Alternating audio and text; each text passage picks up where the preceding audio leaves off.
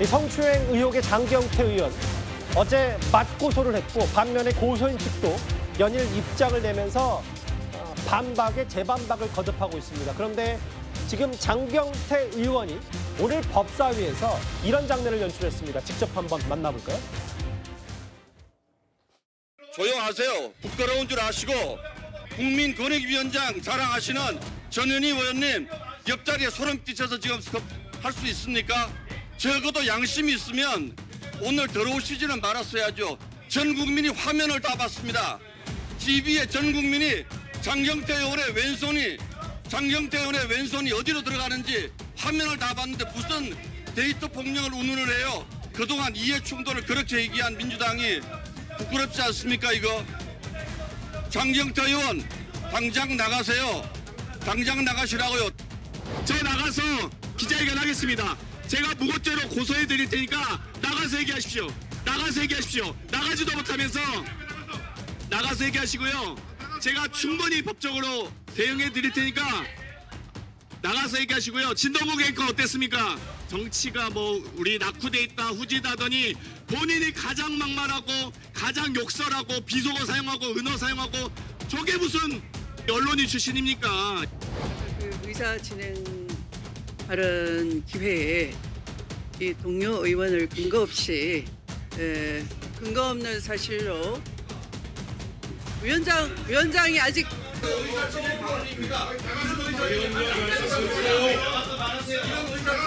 자 신동욱 의원 경고합니다. 위원장 발언에 미리 끼어드시고 진행에 협조해 주시기 바라고요. 앉으세요.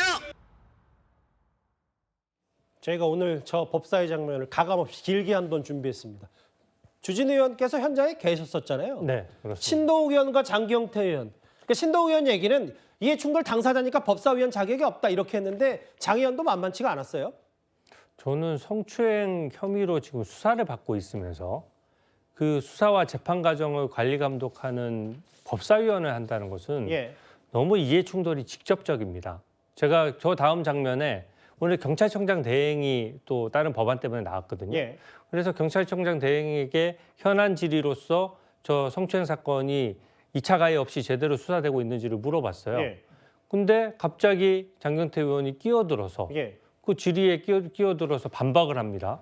그러면 그 법사위원으로서 앉아서 경찰청장에 관련된 발언을 하면서 수사에 관여할 수 있는 것이잖아요. 그래서 굉장히 이해충돌이 직접적이어서 저는 오늘 설마 그 논란이 많았는데 법사위에서 사보임을 하지 않은 것이 좀 충격적이었고요. 그러다 보니까 너무 심각한 2차 가해 장면이 너무 많이 벌어졌어요. 지금 피해 여성이 뒤늦게 고소한 이유가 뭐겠습니까?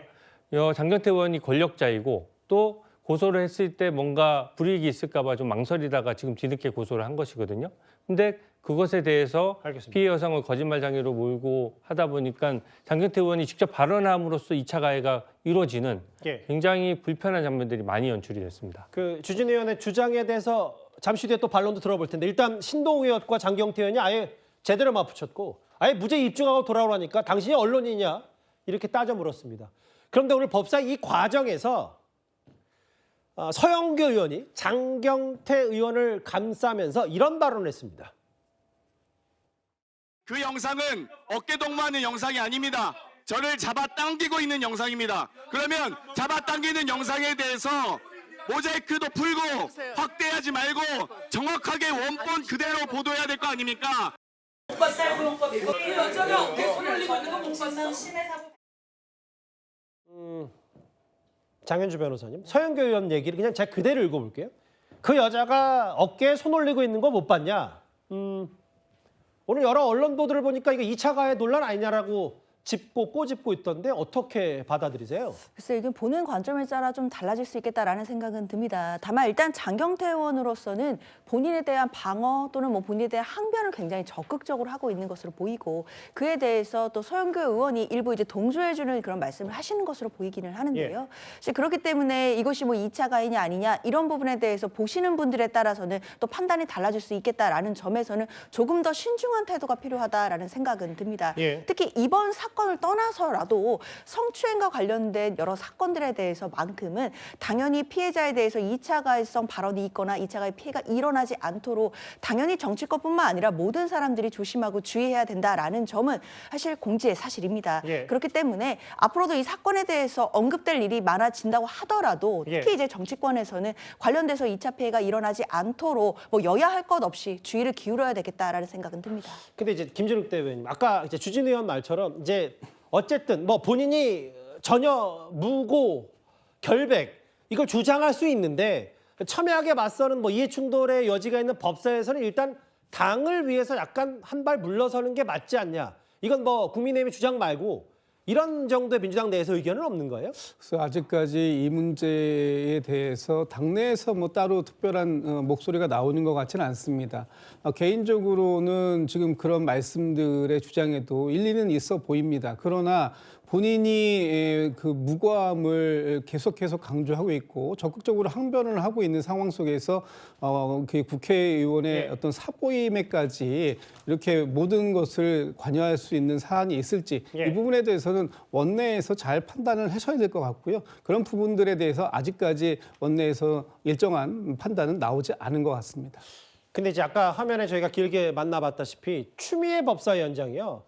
마이크 강제로 껐고 아예 민주당에서는 유죄 판결, 패스트트랙 얘기하는 거죠. 나경원 100번 물러나라. 여긴 법사위도 행안이 아니다. 뭐 김기표, 박은정 여권 의원들이 이렇게 말할 수 있는데 그 최종 평론가님 제가 뭐 과거 국회 운영이 김병기 원내대표 정책실장 정책 이렇게 했던 것까지는 바라지 않더라도 아니 아직 논란의 여지가 있으면 공방을 마무리하면 되는데 신동 의원 마이크 그냥 꺼버렸어요. 추미애 법사위원장이. 그러니까 지금 국민의힘이 대장동 국조 포기, 그러니까 대장동 항소 포기 사건 그 국조하는데 법사위에서 하지 말자고 얘기했더니 이거 바로 여기에 있는 거예요. 그러니까 이렇게 편파적으로 진행하고 당파적으로 진행하는 상임위원장이 어떻게 상임위원장입니까? 그냥 민주당 특위위원장이지. 그러다 보니까 이 사건의 진실과 관계없이 이런 식으로 편파적으로 진행해버리면 이 사안 자체가 유야무야 흐지부지 될 수도 있는 것 아니겠어요? 나경원 의원은 남편이 여러 피감 기관장 중에 한 명이라고 의회 충돌이라고 법사위 간사 선임 안 해주면서 사보임하라고 얘기하면서 지금 당장 경찰 수사를 지휘하는 아직 그 검찰의 수사 지휘권이 내년 9월까지 남아있는 상황에서 법사위가 이해 충돌 기관이 아니라는 저 박은정 의원의 회개한 논리는 도대체 무슨 논리입니까? 그렇기 때문에 저는 저 추미애 위원장이 이런 식으로 정말 민주당을 위한 특위위원장처럼 활동하다 보면 국회라는 대의기관의 상임위원장 이런 호칭 들으면 안 됩니다. 차라리 그냥 민주당 특위위원장, 법률보고 특위위원장 맞지 않나 싶고요. 이런 부분들이 상당히 국민들의 저는 공분을 불러일으킬 거라는 생각이 듭니다. 예. 뭐 현장에 계셨던 이제 주진 의원의 얘기와 함께 또 다른 시각의 반론도 한번 들어봤고요.